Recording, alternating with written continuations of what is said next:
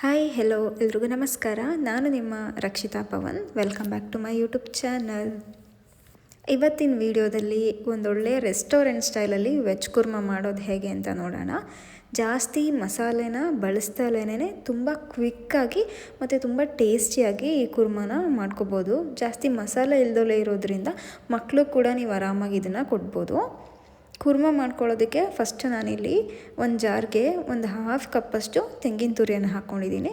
Next ಒಂದು 2 ಸ್ಪೂನ್ನಷ್ಟು ಉರಿಗಡಲೆ, 1 ಇಂಚಷ್ಟು ಚಕ್ಕೆ ಮತ್ತು 4ರಿಂದ 5 ಲವಂಗ ತೊಗೊಂಡಿದ್ದೀನಿ, ಜಾಸ್ತಿ ತೊಗೊಂಡಿಲ್ಲ. ಅದಾದಮೇಲೆ 1 ಇಂಚಷ್ಟು ಶುಂಠಿನ ಸಣ್ಣದಾಗಿ ಕಟ್ ಮಾಡಿ ಹಾಕ್ಕೊಂಡಿದ್ದೀನಿ. ನೆಕ್ಸ್ಟು ಒಂದು 4ರಿಂದ 5 ಹಸಿಮೆಣಸಿನ್ಕಾಯಿನ ತೊಗೊಂಡಿದ್ದೀನಿ. ಖಾರ ಕಡಿಮೆ ತಿನ್ನೋರು ಒಂದು ಮೆಣಸಿನ್ಕಾಯಿನ ಕಡಿಮೆ ತೊಗೋಬೋದು. ನೆಕ್ಸ್ಟು ಒಂದು ಸ್ವಲ್ಪ ಕೊತ್ತಂಬರಿ ಸೊಪ್ಪು ಮತ್ತು 1 ಬೆಳ್ಳುಳ್ಳಿಯನ್ನು ನಾನಿಲ್ಲಿ ಬಿಡಿಸಿ ಹಾಕ್ಕೊಂಡಿದ್ದೀನಿ. ಅದಾದಮೇಲೆ ಸ್ವಲ್ಪ ನೀರನ್ನು ಹಾಕ್ಕೋಬೇಕು. ನಮಗೆ ಗ್ರೈಂಡ್ ಮಾಡ್ಕೊಳ್ಳೋದಕ್ಕೆ ಎಷ್ಟು ಬೇಕೋ ಅಷ್ಟು ನೀರು ಸ್ವಲ್ಪನ ಹಾಕ್ಕೊಂಡು ಚೆನ್ನಾಗಿ ಫೈನ್ ಪೇಸ್ಟಾಗಿ ಗ್ರೈಂಡ್ ಮಾಡ್ಕೋಬೇಕು. ಈ ರೀತಿ ಚೆನ್ನಾಗಿ ರುಬ್ಕೋಬೇಕು. ಅದಾದಮೇಲೆ ನಾನಿಲ್ಲಿ ಸ್ಟವ್ ಆನ್ ಮಾಡಿಕೊಂಡು ಒಂದು ಕುಕ್ಕರನ್ನು ತೊಗೊಂಡಿದ್ದೀನಿ.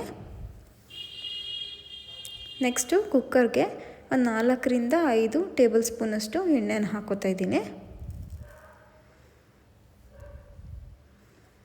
ಎಣ್ಣೆ ಸ್ವಲ್ಪ ಬಿಸಿ ಆಗಬೇಕು. ಎಣ್ಣೆ ಬಿಸಿ ಆಗೋವರೆಗೂ ವೆಯ್ಟ್ ಮಾಡಿ. ನೆಕ್ಸ್ಟು ಎಣ್ಣೆ ಕಾಯ್ದಿದೆಯಾ ಅಂತ ನೋಡಿಕೊಂಡು 1 ಸ್ಪೂನಷ್ಟು ಸಾಸಿವೆನ ಹಾಕ್ಕೊಂಡಿದ್ದೀನಿ. ಸಾಸಿವೆ ಚೆನ್ನಾಗಿ ಸಿಡಿದ ಮೇಲೆ ಒಂದು ಅರ್ಧ ಸ್ಪೂನಷ್ಟು ಜೀರಿಗೆಯನ್ನು ಹಾಕ್ಕೊಂಡಿದ್ದೀನಿ. ಅದಕ್ಕೆ 2 ಬೇ ಲೀಫ್ ಅಂದರೆ ಪಲಾವ್ ಎಲೆನ ಹಾಕ್ಕೊಂಡಿದ್ದೀನಿ.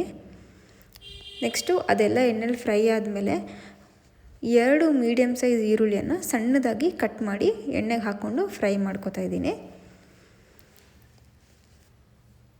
ಈರುಳ್ಳಿ ಚೆನ್ನಾಗಿ ಫ್ರೈ ಆಗಬೇಕು. ಅದಾದಮೇಲೆ ಈರುಳ್ಳಿ ಫ್ರೈ ಆಗುವಾಗಲೇ ನಾನಿಲ್ಲಿ ಒಂದು 10ರಿಂದ 15 ಕರಿಬೇವನ್ನು ತೊಗೊಂಡಿದ್ದೀನಿ. ಕರಿಬೇವನ್ನು ಕೂಡ ಈರುಳ್ಳಿ ಜೊತೆಯಲ್ಲಿ ಚೆನ್ನಾಗಿ ಫ್ರೈ ಮಾಡ್ಕೋಬೇಕು ಎಣ್ಣೆಯಲ್ಲಿ. ಈರುಳ್ಳಿ ಮತ್ತು ಕರಿಬೇವು 2 ಚೆನ್ನಾಗಿ ಫ್ರೈ ಆದಮೇಲೆ ನೆಕ್ಸ್ಟು 1 ಕಪ್ಪಷ್ಟು ಸಣ್ಣದಾಗಿ ಕಟ್ ಮಾಡಿರ್ತಕ್ಕಂಥ ಗಡ್ಡೆಕೋಸನ್ನು ತೊಗೊಂಡಿದ್ದೀನಿ. ಅದಾದಮೇಲೆ 1 ಕಪ್ಪಷ್ಟು ಬೀನ್ಸು ಮತ್ತು 1 ಕಪ್ಪಷ್ಟು ನಾನು ಹಸಿ ತೊಗರಿಕಾಳನ್ನು ಬಳಸ್ಕೊಂಡಿದ್ದೀನಿ. ಇವಾಗ ಹಸಿ ಕಾಳ್ದು ಸೀಸನ್ ಇರೋದ್ರಿಂದ ನಾನು ತೊಗರಿಕಾಳನ್ನು ಬಳಸ್ಕೊಂಡು ವೆಜ್ ಕುರ್ಮಾ ಮಾಡ್ತಾಯಿದ್ದೀನಿ. ನೀವು ಬೇಕಿದ್ರೆ ಹಾಫ್ ಸೀಸನಲ್ಲಿ ಬಟಾಣಿಯನ್ನು ಕೂಡ ಬಳಸ್ಬೋದು. ಹಸಿ ಬಟಾಣಿ ಅಥವಾ ಒಣಗಿರೋ ಬಟಾಣಿನ ನೆನೆಸ್ಬಿಟ್ಟು ಕೂಡ ನೀವು ಬಳಸ್ಕೋಬೋದು. ನೆಕ್ಸ್ಟು ಎಲ್ಲ ತರಕಾರಿನೂ ಒಂದು ಸಲ ಎಣ್ಣೆಯಲ್ಲಿ ಚೆನ್ನಾಗಿ ಮಿಕ್ಸ್ ಮಾಡ್ಕೋತಾ ಇದ್ದೀನಿ.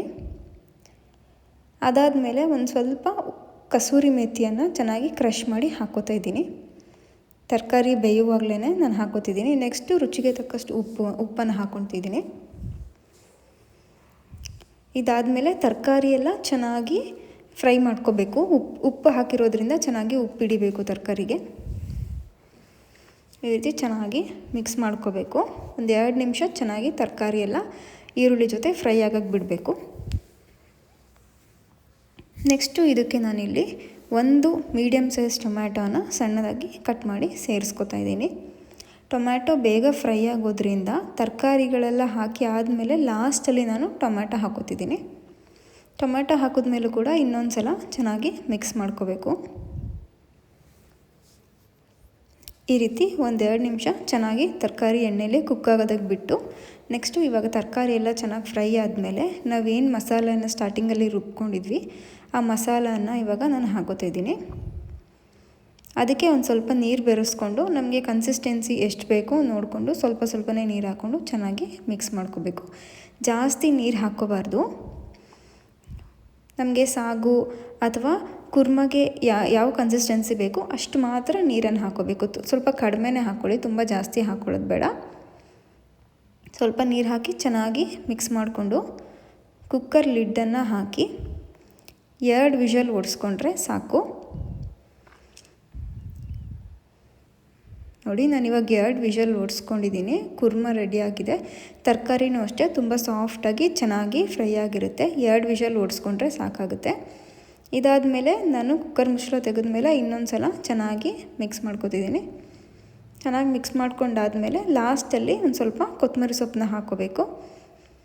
ಸಣ್ಣದಾಗಿ ಕಟ್ ಮಾಡಿರೋ ಕೊತ್ತಂಬರಿ ಸೊಪ್ಪನ್ನ ಹಾಕಿ ಮಿಕ್ಸ್ ಮಾಡಿಕೊಂಡ್ರೆ ಈಸಿಯಾಗಿರೋ ಮತ್ತು ತುಂಬ ಟೇಸ್ಟಿಯಾಗಿರೋ ವೆಜ್ ಕುರ್ಮಾ ರೆಡಿ ಆಗುತ್ತೆ. ನೀವು ಇದನ್ನು ಗೀ ರೈಸ್ ಜೊತೆಗೂ ತಿನ್ಬೋದು, ಚಪಾತಿ ಅಥವಾ ದೋಸೆ, ಪೂರಿ ಎಲ್ಲದ್ರ ಜೊತೆಗೂ ಒಳ್ಳೆ ಕಾಂಬಿನೇಷನು, ತುಂಬ ಚೆನ್ನಾಗಿರುತ್ತೆ. ಜಾಸ್ತಿ ಮಸಾಲೆಯನ್ನು ಬಳಸ್ತಾನೆ ತುಂಬ ಸುಲಭವಾಗಿ ಇದನ್ನು ಈಸಿಯಾಗಿ ಮನೇಲಿ ಮಾಡ್ಕೋಬೋದು. ನೀವು ಕೂಡ ಮನೆಯಲ್ಲಿ ಈ ರೀತಿ ಒಂದು ಸಲ ಟ್ರೈ ಮಾಡಿ ನೋಡಿ, ತುಂಬ ಚೆನ್ನಾಗಿರುತ್ತೆ.